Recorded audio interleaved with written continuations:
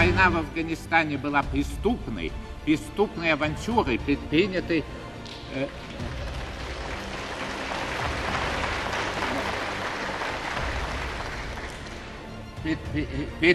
неизвестно кем, неизвестно, кто несет ответственность за это огромное преступление нашей Родины.